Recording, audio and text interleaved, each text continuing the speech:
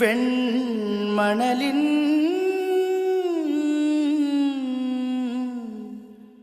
കൊലുസണിഞ്ഞ് നീരാട്ടിനിറങ്ങും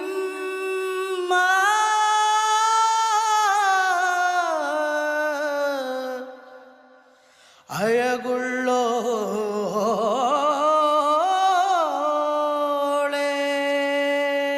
അപ്പൊ ഒരു കടം ബാക്കിയുണ്ട്, അടുത്ത പ്രാവശ്യം വരുമ്പോ കേട്ടോ.